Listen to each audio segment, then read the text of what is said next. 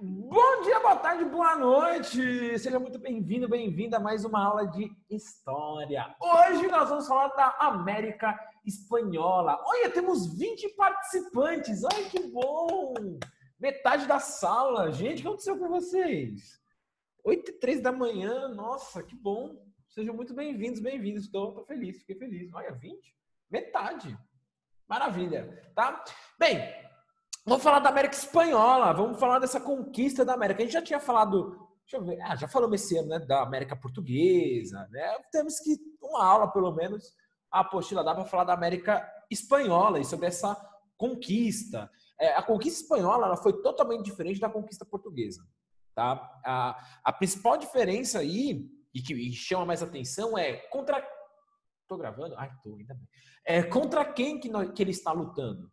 Aí você fala, professor, eles lutaram contra a Índia, professor, tudo igual. Cala a boca, olha o preconceito, óbvio que não. Os espanhóis, eles enfrentaram nações, impérios dos nativos, dos indígenas que viviam aqui. Império Inca, Azteca, vou falar deles aqui já já, tá? Então, foi necessário estratégias diferentes, só que foi até uma vantagem. Foi até uma vantagem e espero lembrar no momento de falar dessa vantagem para vocês. Acho que vai ser no próximo slide. Espero que eu consiga lembrar por que é vantajoso. Enfim, bem, a conquista, né? A conquista, galera, dos espanhóis aqui da América, ela está muito relacionada a um evento que foi a conquista de Granada. A Espanha, ela vai se arriscar ao mar quando ela finalizar seu processo de unificação. Granada era uma cidade dominada pelos árabes muçulmanos e era o último reduto muçulmano ali da Península Ibérica que eles só foram mandados embora em 1492, tá? Por que eu sei essa data? Porque 92 é o ano do meu nascimento, certo? Então, exatamente 500 anos depois, eu nasci. Ai, que fofo. Isso, né? Tá uma bosta. Bem, expansão, então, essa expansão, obviamente, com objetivos mercantilistas, né? E quais são aqueles objetivos mercantilistas? O principal deles, turma, busca de metais preciosos, metalismo, certo? Busca por metais. Por que essa busca incessante por metais? Porque se eu busco metais, garante uma outra característica do mercantilismo. Qual que é? Balança comercial favorável. Certo? Uma outra vantagem dos espanhóis em relação aos portugueses. De cara eles acharam metais preciosos. De cara. Os portugueses, somente 200 anos depois, nos anos 1700, que vão achar a região que hoje é a região das Minas Gerais. Só que essa conquista da América Espanhola, né, essa vinda dos espanhóis para a América, não foi só em busca de metais preciosos. Foi também relacionado a uma questão da fé, da expansão do catolicismo. Tá? Em busca de novos fiéis, beleza? Os dois homens responsáveis, os dois conquistadores. Aqui você tem a fotinho, o quadro do Hernán Cortés e da direita Francisco Pizarro. Né? Eu adoro fingir que eu falo espanhol, eu acho tão bonito. Já comentei isso com vocês? Acho que não, acho que foi uma outra turma. Né? Foi uma outra turma. Já pensou falar no seu ouvido? Olha que tal? Vai bem? Tudo bem? Ó. Você vai na balada, chega na mina ou chega no boy, chega falando espanhol. Nossa, deve dar um arrepio na orelha. Eu fico dentro de ficar. Cadê? Seu espanhol é bom. Puxa saco. O Arthur, verdade, faltou o Arthur. Verdade, não tinha visto ele. Vai entrar. 21 pessoas, gente, tá bombando. Vocês estão espalhando a aula, né? Tipo, gente, a aula tá incrível. Aí você tá assim, né? Bora! Então tá aí, né? Hernán Cortés e Francisco Pizarro. O Cortés, responsável por dominar os astecas, que tinham como capital a cidade de Tenochtitlan. Tá? Tenochtitlan vai ser o nome do meu filho. Tá? É nome, eu gosto desse nome. Já pensou? Tenochtitlan? Vem cá, Tenochtitlan, vem cá! Ai, que coisa linda, que coisa maravilhosa, né? Vai ser um nome lindo. Vai sofrer bullying, não. E o Pizarro vai dominar os Incas, né? O Francisco Pizarro vai ser responsável pelo domínio dos Incas, que tinha um império conhecido como Tahuantinsuyo. Sim, mais um nome para os meus filhos. Tá? A história me inspira, né? Vem cá, Tahuantinsuyo, vem cá! Tahuantinsuyo significava o império dos quatro lados, né? Tinha o Suyo do norte, do sul, do leste e do oeste, tá? Então são seus respectivos conquistadores. Aí você fala, professor, como que meia dúzia de espanhol conseguiu conquistar esses dois impérios que tinham milhões de pessoas? Para vocês terem ideia, a cidade de Tenochtitlan tinha 800 mil pessoas, se eu não me engano, viviam naquela cidade. E é o que eu vou mostrar para vocês aqui no próximo slide, essa cidade da capital asteca, Tenochtitlan, tá? Tá lá. Olha aí, ela foi criada no meio de um lago, gente.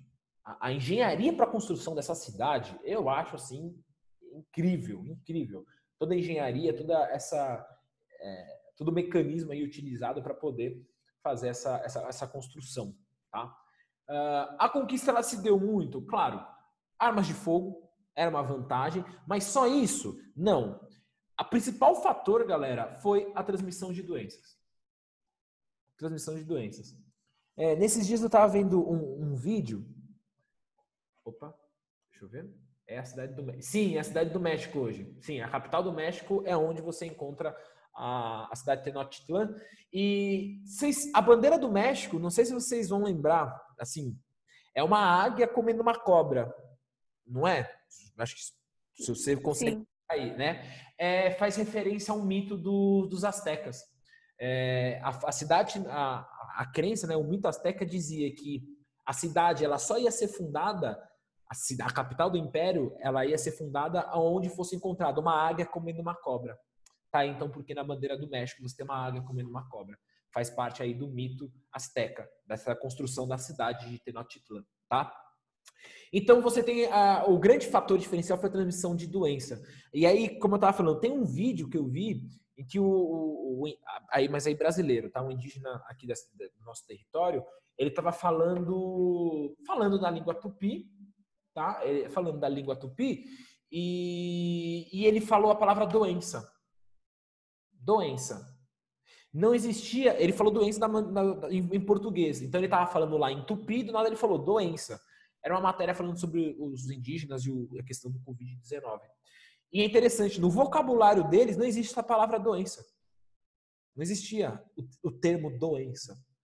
Né? Quem traz a doença são os europeus, né? Dá para fazer essa metáfora, né? E é bem real, né? Existiam milhões de indígenas, hoje aqui existem, sei lá, 300 mil, mais ou menos. Eles podiam atacar por terra e pela água, né? É uma cidade protegida, né? Porque é difícil você atacar pela água, né? Você só tem uma entrada e uma saída, né? Você pode pensar nessa questão técnica aí, Alexandre, também. Fala, Arthur, pode falar. Ou levantou a mão sem querer, querido?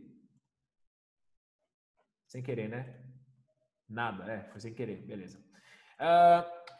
Tem outro fator, as rivalidades internas. Você não tinha uma unidade ali dentro desses impérios, você tinha algumas partes desses impérios foram conquistadas através da guerra, então através da rivalidade. Então você tinha povos que pertenciam ao Império Inca e ao Império Azteca que não gostavam daquelas lideranças, né, que queriam se separar desse império.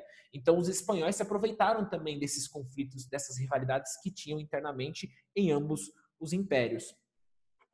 Você tinha a questão da religião indígena. Quando o espanhol chega com seu cavalo, quando eles chegam nasquelas caravelas, né, com aquele traje, os indígenas, em um primeiro momento, o consideravam deuses. Então, os espanhóis conseguiram se aproveitar dessa intimidade e conhecer os pontos fracos, os pontos fortes, para executar a conquista. Conhecer os locais que você tinha o ouro, né, os locais mais ricos em metais preciosos. Então, eles conseguiram se aproveitar dessa situação religiosa aí dos indígenas. E toda estrutura... Pro, Oi? Desculpa te atrapalhar, mas eu queria saber onde que os maias viviam aqui nessa época. Hoje é a Guatemala. Eles ficavam... E você tem até uma relação até de parentesco entre os astecas e os maias. Né? Os astecas estão um pouco aqui, os maias estão ali na região da Guatemala. Tá? Entendi, Bro. Beleza? E não atrapalhou não, pode perguntar. Eu adoro quando vocês falam. Como se fosse... Como assim, Ale? Não entendi. Como se fosse no Brasil? Não entendi. Desenvolve aí para mim aqui depois. Ou pode falar aí no som. Toda a estrutura imperial foi usada pelos espanhóis. Que tipo de estrutura? Sistema de estrada, sistema de arrecadação de impostos, todo o sistema administrativo, as cidades que você tinha saneamento básico, tinha esgoto nas cidades, prédios, casas, tudo foi usado pelos espanhóis. Teve uma facilidade assim tremenda, coisa que os portugueses não encontraram aqui. Não encontraram civilizações como os astecas e os incas. Os portugueses tiveram que realmente investir, botar dinheiro aqui, construir toda essa estrutura. Aqui não. Os espanhóis acharam, quando eles dominaram o Império Azteca e o Império Inca, eles acharam toda essa estrutura. E aí é fácil, lembrei, facilita a dominação. Porque quando você domina a capital, acabou, você domina todo o império. Você domina, você tem todo o sistema aí de ligação, você consegue se ligar e conquistar, chegar muito mais fácil a determinados pontos e conquistar, graças ao sistema de estradas. Por isso que para o espanhol foi muito mais fácil a conquista do que para o português. É muito mais fácil, quando eu domino o líder, domino a capital de um império, acabou, o império é meu. Porque todas as decisões, todas as riquezas, todo o sistema de funcionamento do império, o coração do império está naquela cidade.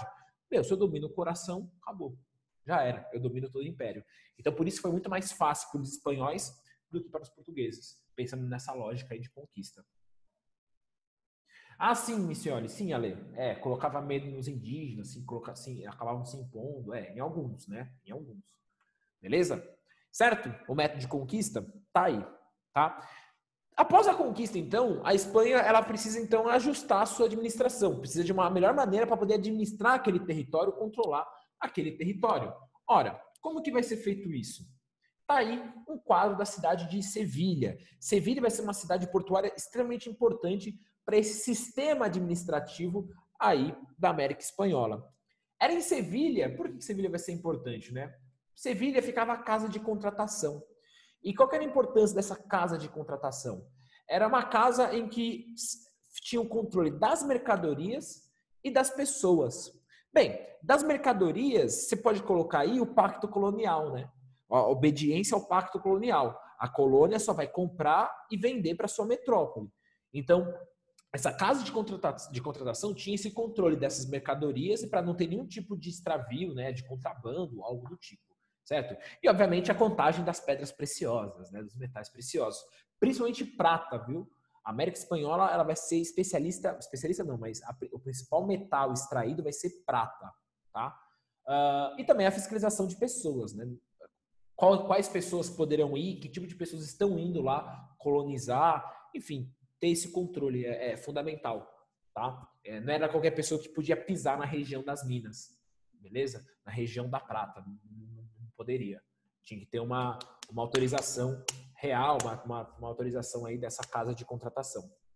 Então, você tem Sevilha, um ponto importante, mas também você tem Madrid, né? A cidade de Madrid, você vai ter o Conselho das Índias, em que você vai ter a nomeação dos cargos, né? Você vai ter espanhóis nomeados para os cargos ali na América, e é ali também onde vai ser feita as leis específicas para a América Espanhola, né? Para as colônias. É dali que saem as leis e são formuladas as leis. Beleza? Na Espanha, então, é isso. Na Espanha fica a casa de contratação, fiscalizar mercadorias e pessoas, e o Conselho das Índias, é onde se tem a nomeação dos cargos e os tribunais, a formulação de leis. Beleza? Então, fica na Espanha. Quais são, então, quais são as estruturas administrativas, quais são os sistemas que ficam, são da América, ficam aqui na América Espanhola? Bem, são esses aqui que eu vou mostrar para vocês agora. Antes de mostrar, percebam a cidade, né? A cidade espanhola. É muito comum as capitais, Buenos Aires, vou falar de Buenos Aires e Montevidéu porque é onde que eu fui. Cara, é incrível. Você pega uma avenida, ela não tem fim. Ela não tem fim. Você não consegue enxergar o fim de tão longe que é. Você consegue ver muito, você consegue se localizar muito bem nessas cidades. Diferente aqui de algumas cidades brasileiras e alguns bairros no Brasil. Por exemplo, o nosso bairro aqui, né? Engenheiro Goulart. Que me garante, se você virar à direita, você chega lá onde você quer. Meu, às vezes você vira à esquerda, você vai para outra região, você vai para outro lugar. Não é tão lógico assim as nossas ruas, né, de alguns bairros. O Tatuapé já é mais... que o Tatuapé é o bairro do... não onde fica o Clube do Corinthians, é onde fica O Shopping Tatuapé, né? O lado, sei lá, o lado da Padaria Marengo, o lado onde você tem o céu ali da Vila Carrão e assim por diante. Ali é um bairro novo, ali era uma região nova, ali começou a ser construída no início do século XX, 1910, 1920. O Tatuapé, ele nasce onde é Acesso Garcia, pronto, acho que uma referência melhor. Onde é a Avenida Acesso Garcia, é ali o Tatuapé real, assim, o Tatuapé raiz, vamos dizer assim, tá? Não à toa que ali você tem umas ruas um pouco complicadas, né? Um pouco sinuosas, você não é tão óbvio assim, é só dar o retorno que eu consigo voltar para a rua. Não, às vezes você também pode se perder. Beleza? Bem, vocês entenderam o que eu falei ou fui todo confuso? Deu para entender? Às vezes eu acho que eu não sei, sou meio confuso, não sei. Deu, Derek? O Derek deu um joinha. Beleza. Foi de boa? Beleza, ok. Obrigado, gente. Na América Espanhola, você vai ter a divisão de 4 vice-reinos. Então você tem o vice-reino do Prata, Peru, Nova Granada e o vice-reino da Nova Espanha, tá? Nesses vice-reinos aqui, você vai ter os ouvidores, que vão fiscalizar os vice-reis. Em cada vice-reino você tem um vice-rei, então esse grande governante. Mas alguém tem que fiscalizar esse governante. Aí vem os ouvidores para fiscalizar, né? Para ver se o vice-rei cumpre as suas metas de extração de ouro, suas metas de exploração. E tem outros funcionários espanhóis que vão ser conhecidos como os chapetones. Não é à toa que eu coloquei em destaque aqui, porque eles vão ser importantes já já. Os chapetones, então, são funcionários nascidos na Espanha que vêm trabalhar na América. Enquanto que, bem, tá aí, ouvidores e os chapetones. Não tem, você pode ver aí no mapa que não tem só os vice-reinos, né? Tem essas capitanias também, né? Essas capitanias gerais. Essas capitanias são para atividades complementares, tá? Para alimentação, tá? Criam, como nas regiões de mineração, são regiões que as terras, elas são escavadas, né, para conseguir chegar aos metais preciosos. É fundamental chegar alimento de fora, né? Então aí essas capitanias, elas têm como esse objetivo sustentar as regiões de mineração, tá? Levar comida até esses pontos. E sim, as capitanias são subordinadas aos vice-reis. E nas cidades espanholas, né? Nas cidades coloniais espanholas, como que funciona aquela administração? Perceba, eu fui Espanha, América, vice-reinos, aí agora eu vou para cidades, né? Como funciona a administração dessas cidades? Você tem os cabildos, tá? São como se fosse o órgão municipal, como se fosse a prefeitura, tá? O cabildo. É como se fosse uma prefeitura e que não dependiam da nomeação da metrópole. A nomeação de quem ocupar aquele cabildo era independente. Portanto, as famílias mais ricas que vivem ali na cidade vão ocupar esse cargo, né, do cabildo. Quem são essas famílias descendentes de espanhóis, né, que nasceram aqui na América, mas que vão ser descendentes dos espanhóis? Os criollos, né? São os criollos. E eles vão ter esse controle, vão ocupar esse cargo aí nos cabildos por ser, obviamente, as famílias mais ricas, por terem esse controle da vida econômica. Só que, mesmo ele tendo essa importância econômica, ela não está relacionada ao poder administrativo, ao poder político. Os criollos, mesmo tendo, então, sei lá, alguns criollos sendo responsáveis por extração do ouro, extração de prata, mas no quesito político, eles estão abaixo dos chapetones. Os chapetones estão acima dos crioulos. Então, na questão administrativa, eles estão abaixo. Mesmo tendo uma importância fundamental para a economia colonial, eles estão abaixo no quesito político. São os chapetones, os comandantes, que são os homens nascidos na Espanha, certo? Próximo slide, eu vou falar da exploração, né? Como que era acontecer a exploração dessa mão de obra indígena? Eles eram escravizados? Foram libertos? Como que funcionava? Bem, uma coisa fundamental a gente pensar é que a exploração da mão de obra, tem africano é Brasil. Não, você tem escravidão africana na América Espanhola também, tá? Também na América Espanhola. Você tem escravidão africana. Só que eles vão focar muito na mão de obra indígena, mas uma mão de obra, perceba, não escravizada, né? Abolição da escravidão indígena em 1548. Essa abolição da escravidão indígena está muito relacionada à pressão da Igreja Católica. A Igreja Católica ela precisava de fiéis, de novos fiéis. Só que o que acontece? Eu não posso ter fiéis escravos. Não faz sentido eu ter fiéis que são escravizados, certo? Então você tem a abolição da escravidão indígena. Aí você pensa, pô, então a maioria da mão de obra é africana, porque os indígenas vão ter uma boa vida, não vão trabalhar, vai ser suave. Não.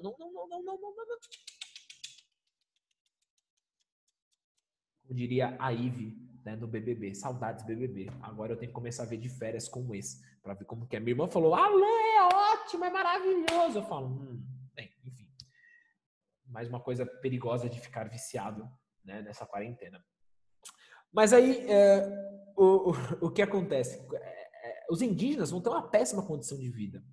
Quais são os dois mecanismos de exploração dos indígenas? O primeiro é a encomenda, a famosa encomenda. E como que funcionava? Você tinha o encomendeiro, né, esse espanhol, que a coroa oferecia para ele, dava para ele uma região, para ele tomar conta. E naquela região iam ter indígenas que ele poderia utilizar a mão de obra deles. Mas, em troca, você pode usar aquela mão de obra indígena, mas em troca você tem que catequizá-los.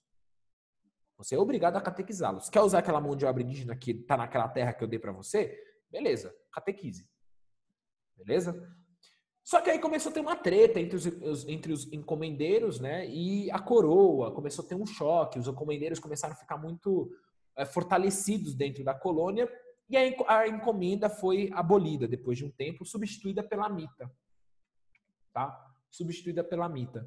E aí, como que funcionava a mita? Esse tipo de exploração da mita era utilizada pelos incas, tá? Aqui no Peru, na região aqui do Peru, daqui na região dos Andes. Era utilizada pelos incas.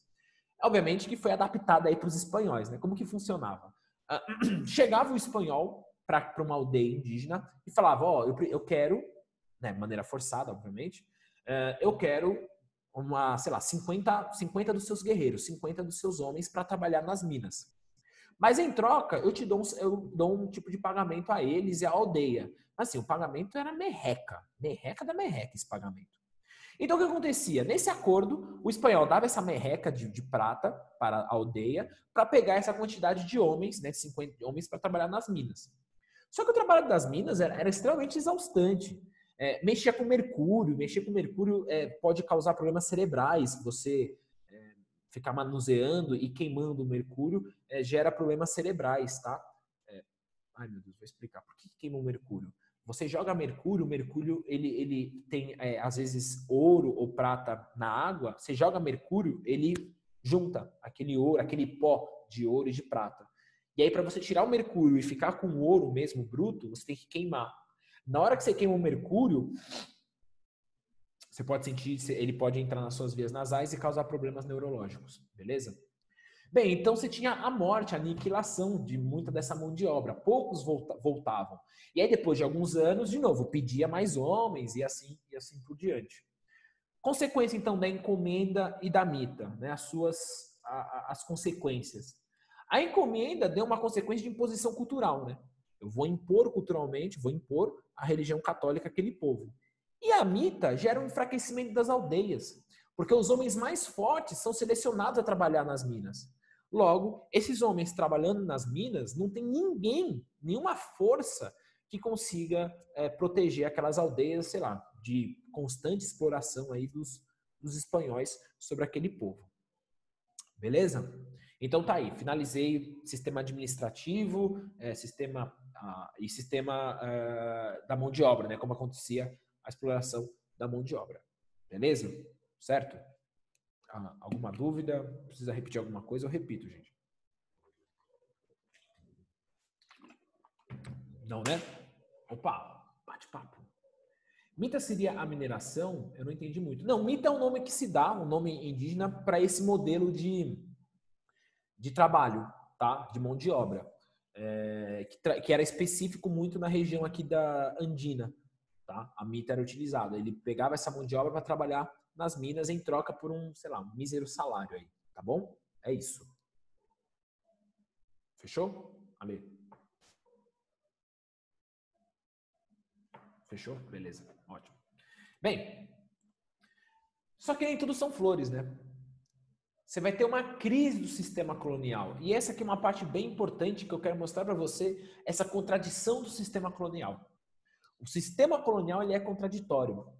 O sistema colonial, quanto mais ele desenvolve, mais ele está próximo do seu fim, mais ele está próximo da sua decadência. Muito louco isso, né? Se não me engano, isso é dialética, tá? Quanto mais ele está desenvolvendo, mais ele está chegando próximo do seu fim.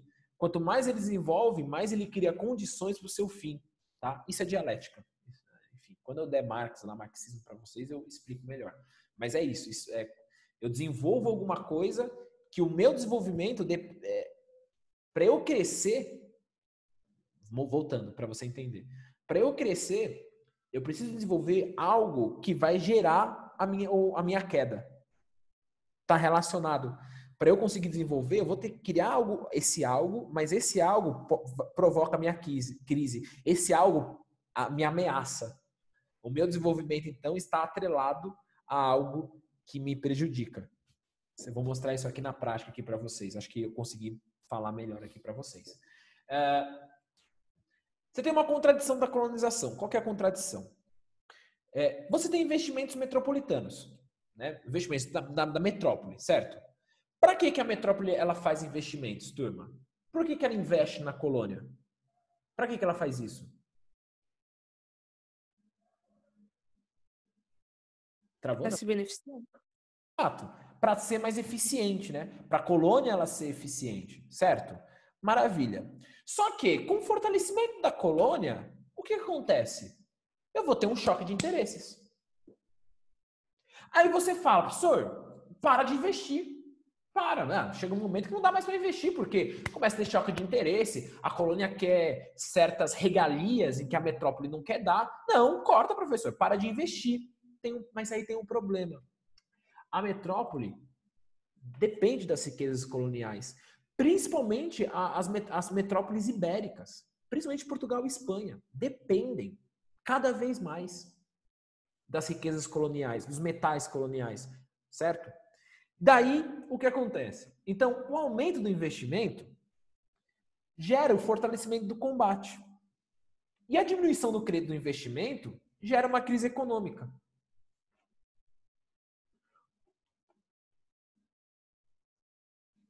O comércio está tanta crise da colonial. Eu não entendi, Ale, a frase aqui que você fez. Escreve de novo depois, que eu não entendi o que você quis dizer aqui. Perceba, aumenta o investimento que eu preciso ter riqueza, mas aí eu fortaleço o combate. Mas se eu diminuo o investimento, crise econômica, me ferra. Já era. O sistema colonial vai ter um fim. Vai ter um fim, não tem como. Não tem mais como sustentar, principalmente com os fatores externos que eu vou colocar aqui, né, que eu vou citar aqui alguns para vocês. Antes disso, alguma dúvida? Tá claro o slide? Tá claro que eu... Peraí, professor. Segura um pouco o slide que eu tô copiando. Ai, meu Deus do céu, mulher. Jesus.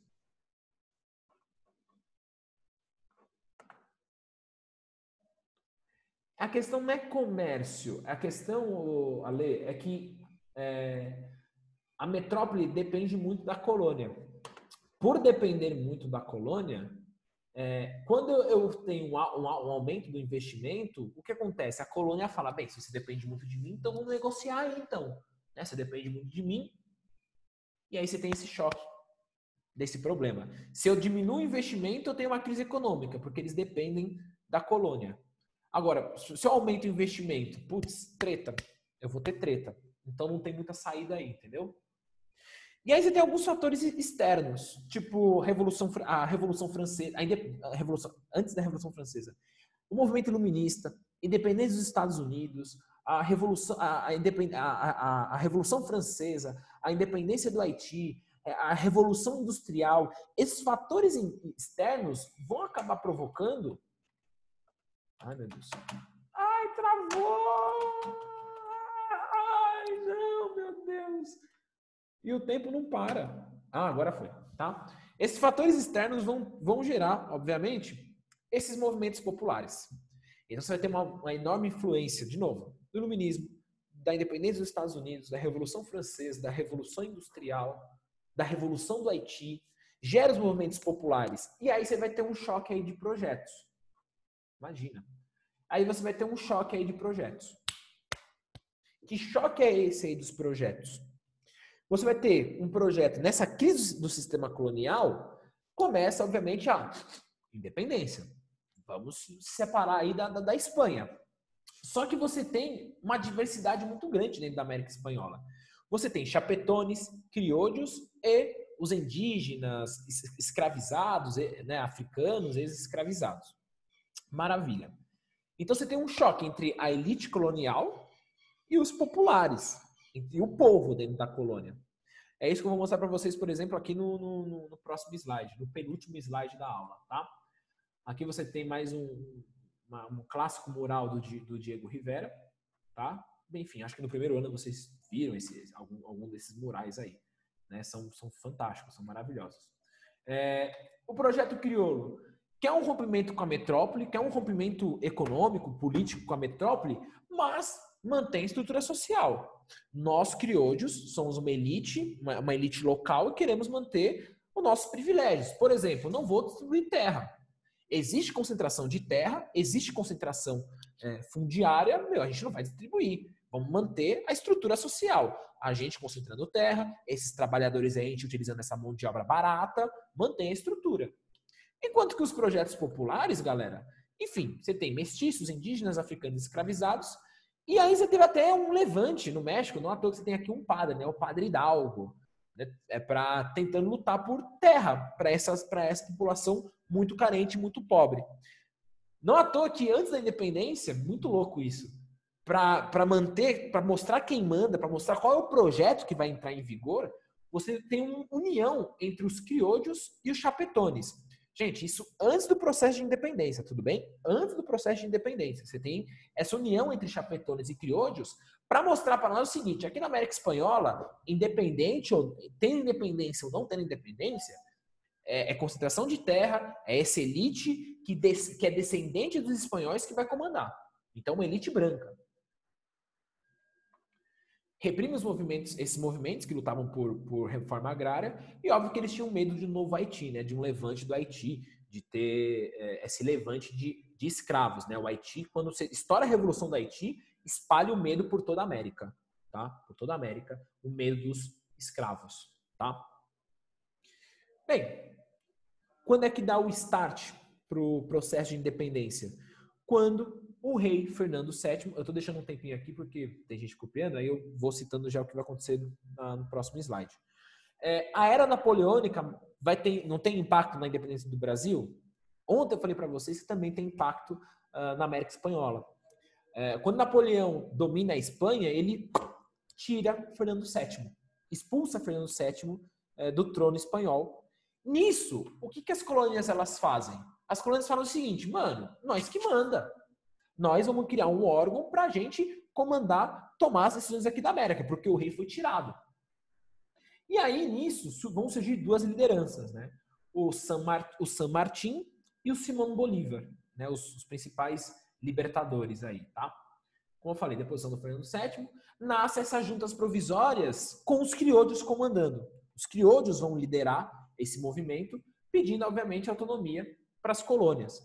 Esse momento em que o Fernando VII ele não está mais no trono espanhol gera então essa autonomia para as colônias.